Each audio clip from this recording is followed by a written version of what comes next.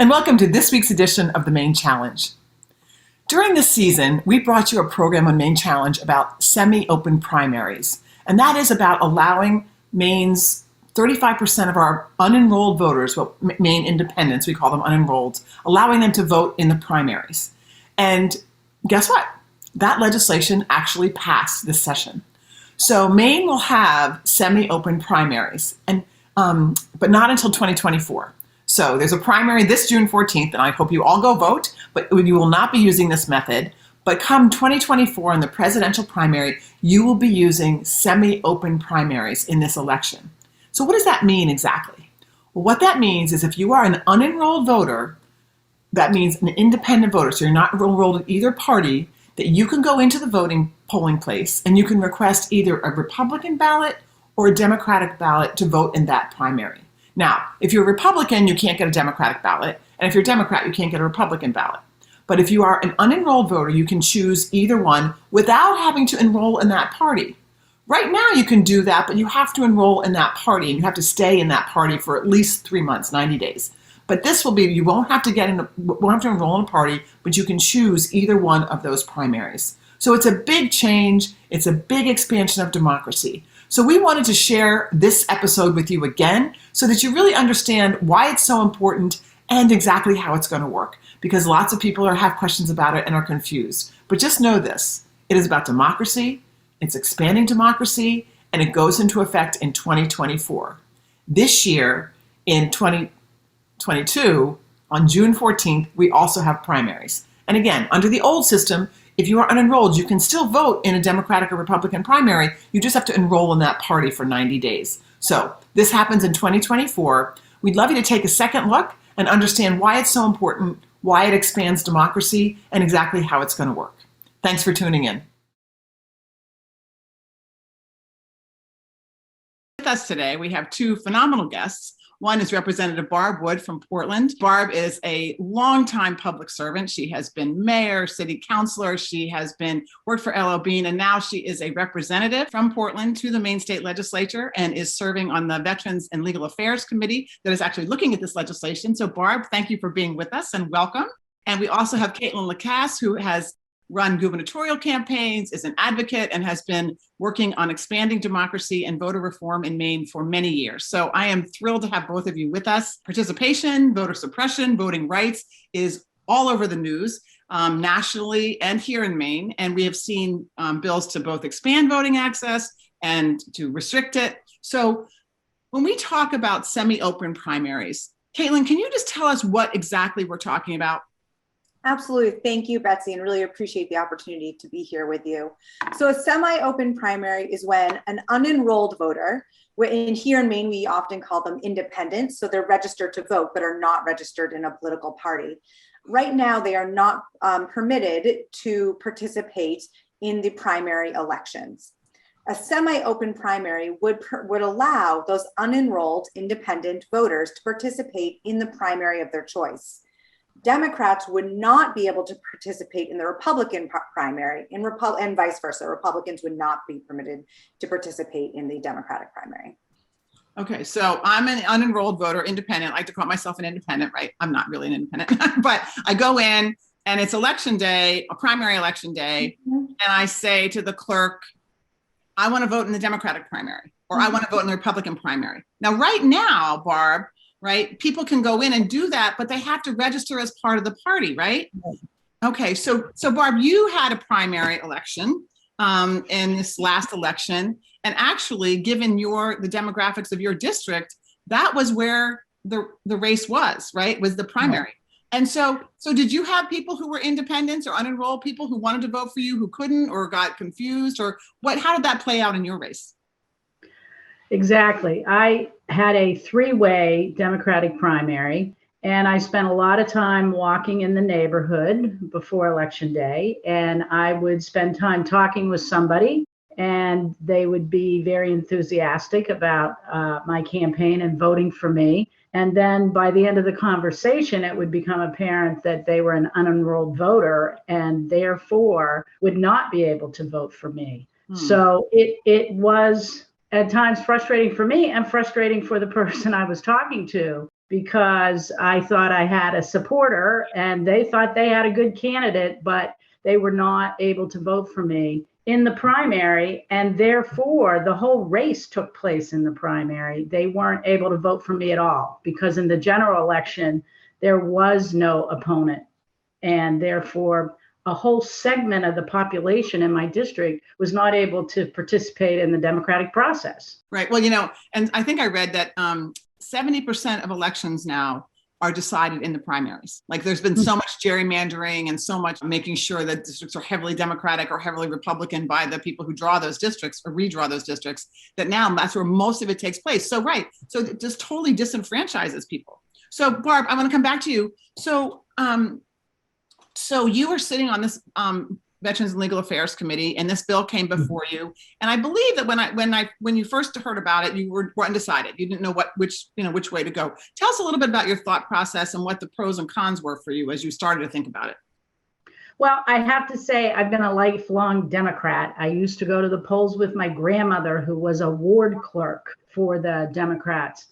But when I first heard about this legislation, I had well, people should make a decision. They can change their party and enroll and then unenroll again. But as I listened to the testimony, there was a lot of statistics about the number of unenrolled people, whether it's, and I'm sure you can cite all the statistics. I don't have all the numbers off the top of my head, but a lot of younger people, a lot of veterans, I was surprised, who are independent or unenrolled. And so I started looking at the statistics thinking, here's a whole large segment of people that just don't have an opportunity to participate, and they want to, but our system just doesn't allow it.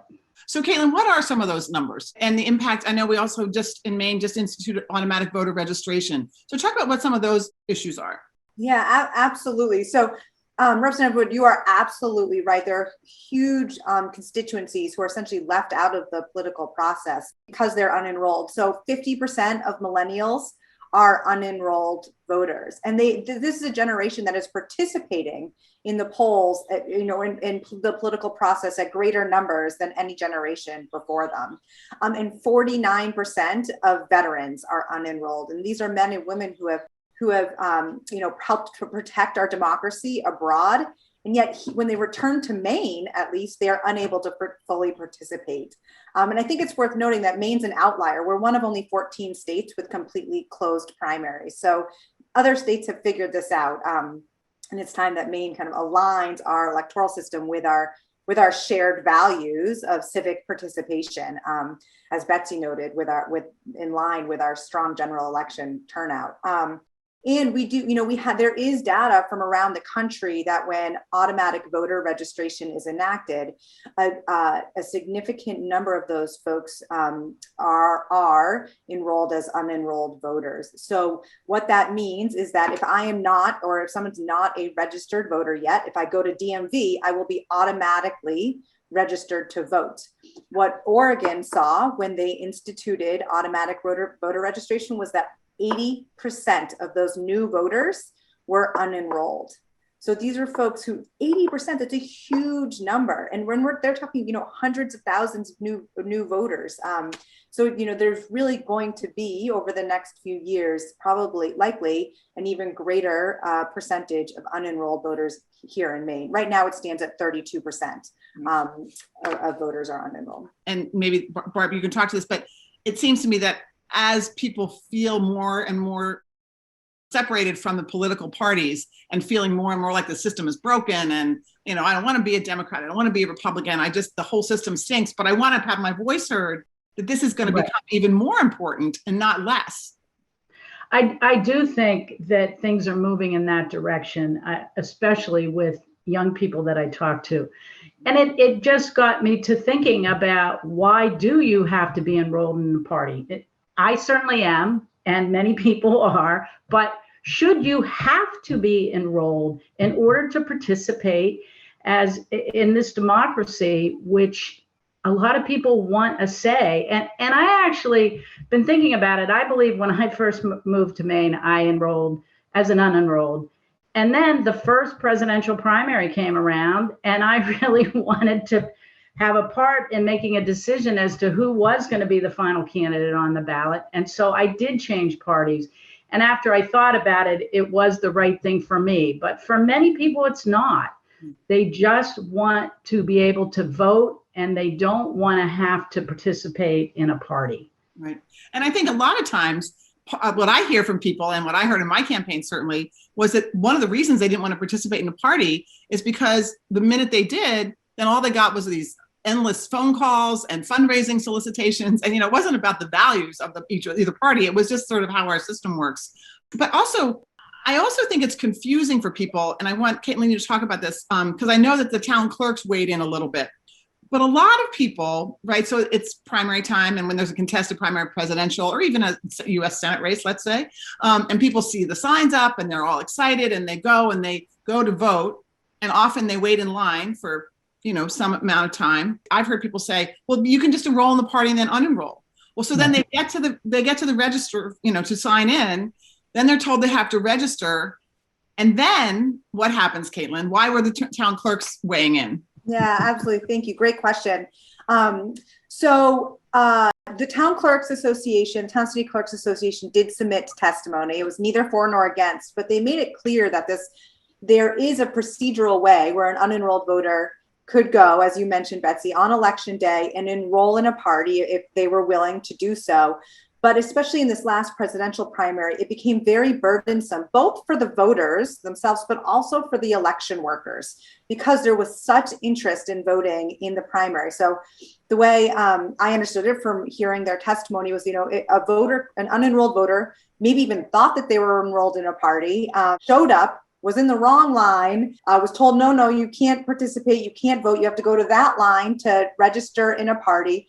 They would go over there and then they have to come back. And so there was multiple steps, which can become a barrier for a lot of people, especially if you have a tight time frame in which to vote. I mean, if I have, a 30-minute lunch break and I'm trying to vote, if I have to go to multiple lines, that might in fact be a barrier for me to end up voting. And it takes more paperwork and more confusion that the election workers are having to handle on an already very busy day with a lot of moving pieces. So. Well, and I think the other piece is, and I heard this so many times on election day, is they also have to have 2 forms of ID with them if they're going to register in a new, if they're going to re-register in a party. Thank God we don't have voter ID in the state. So they don't come with 2 forms of ID or a letter that shows where they live. And so then they have to go back home and get that stuff and then wait in line. So it's not just multiple lines, but they have to wait in line another time. So it was just to me, it's an interesting administrative piece of this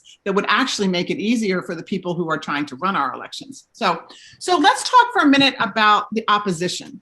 And Barb, and you said that you had this feeling in the beginning, and I think actually, and honestly, I did too, which is, if you want to be part of, if you want to be part of who the Democrats are going to put forward, then you need to become a Democrat, or vice versa, Republicans. And someone even said to me, well, if I want to elect the deacon in my church, I'm not going to allow the person from the synagogue down the street to elect my deacon in my church.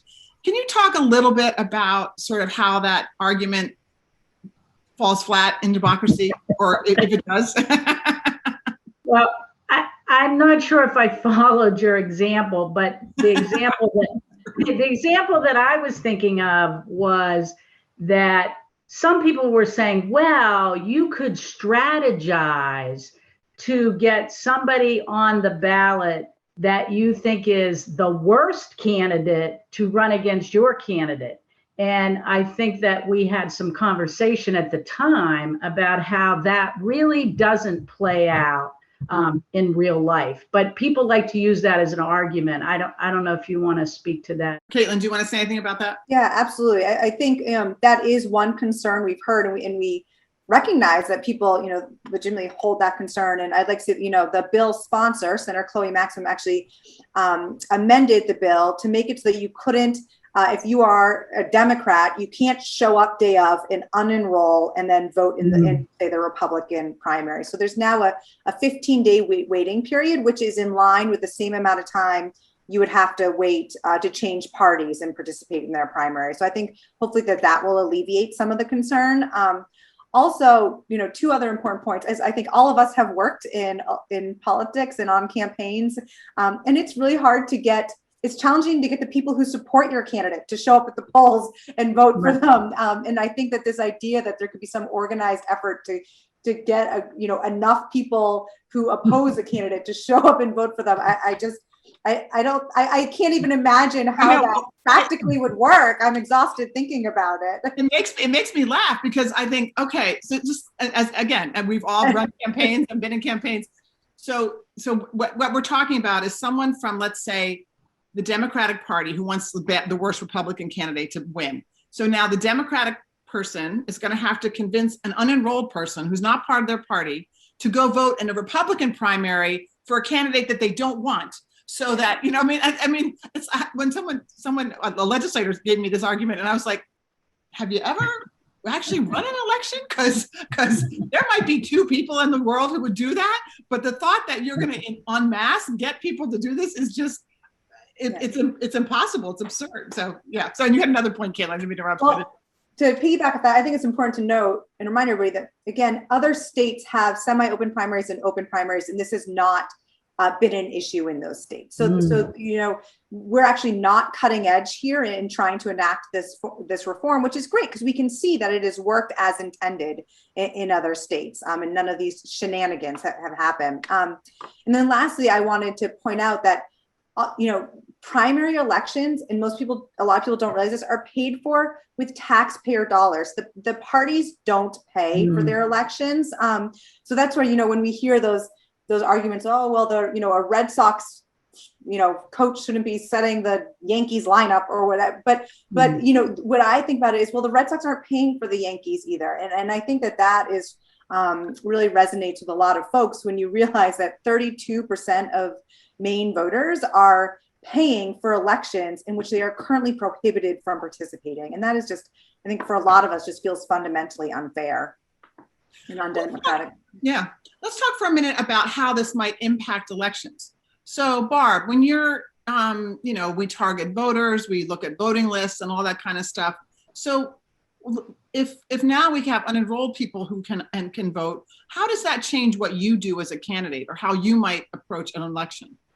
Well, actually, I'll answer that, but I want to go back to a comment that one of you made about the voter is sometimes and frequently confused about how they're enrolled. Somebody that I know personally, I called to talk to about my campaign, and he said, "I'm sorry, Barb, I'm unenrolled. I can't vote for you."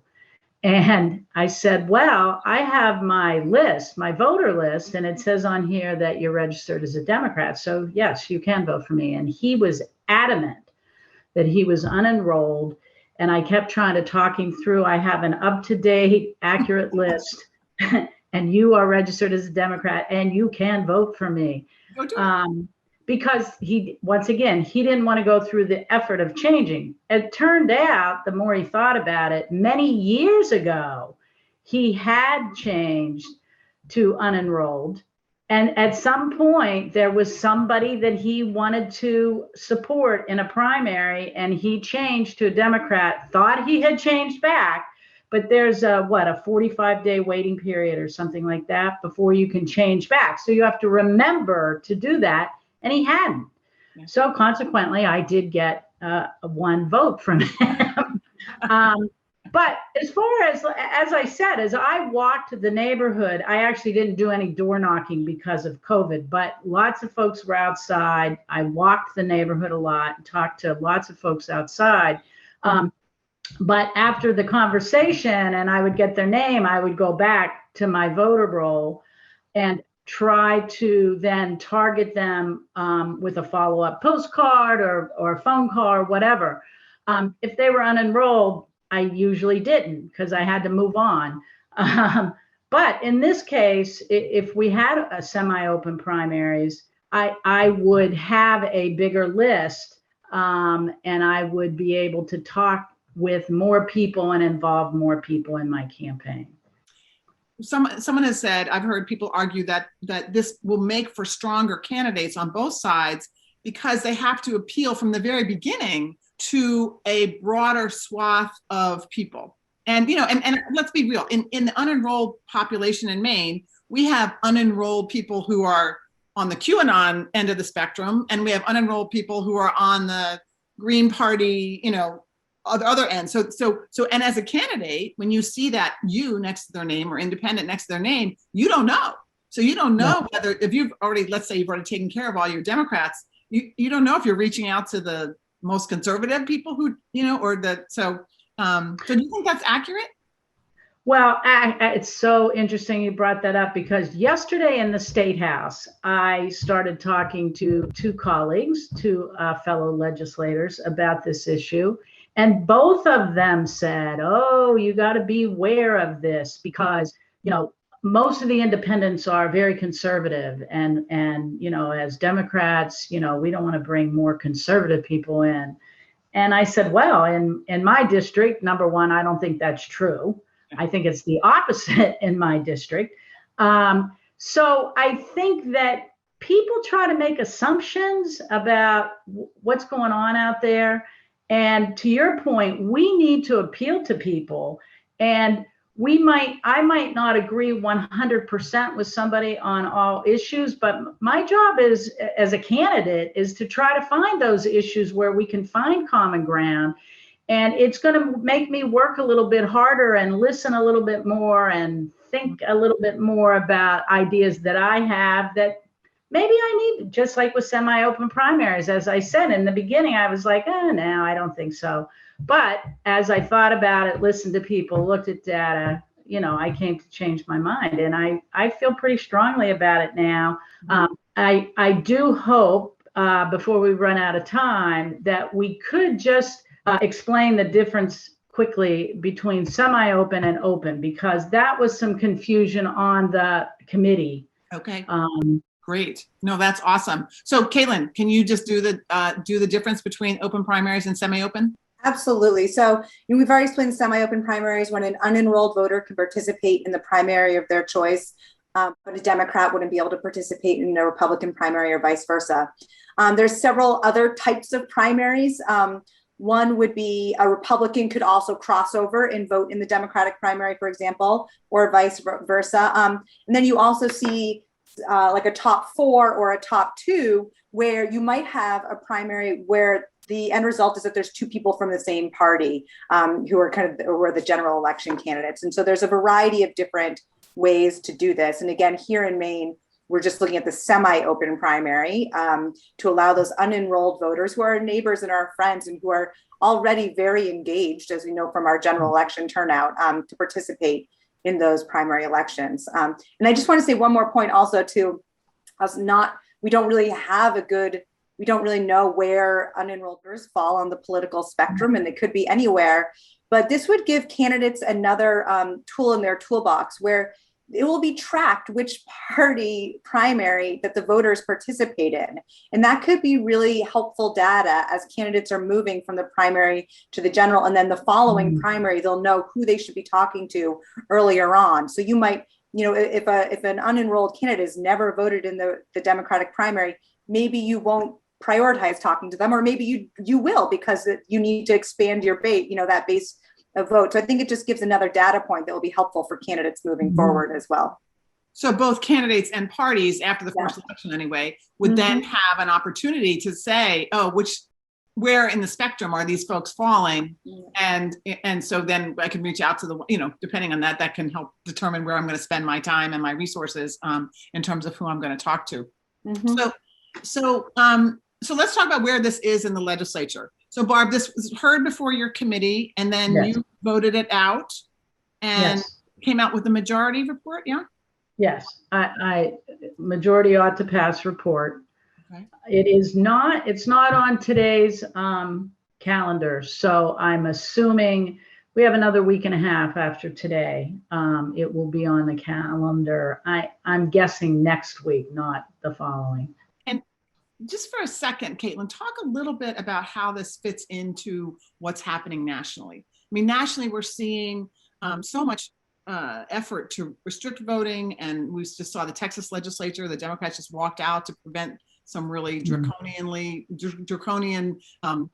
restrictions on voting. And in Maine, I think we can be really proud of the fact that we actually work, we have ranked choice voting, we have clean elections, we have, we work, I think, pretty hard to expand. And I think it's reflected in the number of people that actually vote in our general election. But where does this fit in nationally, and how do you see this in terms of voter participation and voter expansion in general? Yeah, well, I think, you said most of what needs to be said, Betsy, but I think in a political landscape where nationally, in legislative chambers around the country, there are pockets of legislators who are working very hard to restrict voting rights. And here, Maine has an opportunity to proactively expand them. And I think that's a really exciting opportunity to really bring our electoral process in line with what we recognize as our shared values of voter participation. I just think it is a very important and exciting step to be moving in the right direction, especially where,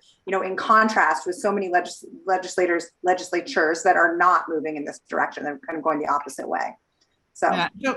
So Barb, for you, I think, and we just have a minute or two left, but does this feel good? This must feel good to be able to sort of say to 32% of Maine voters, come on in. Yeah.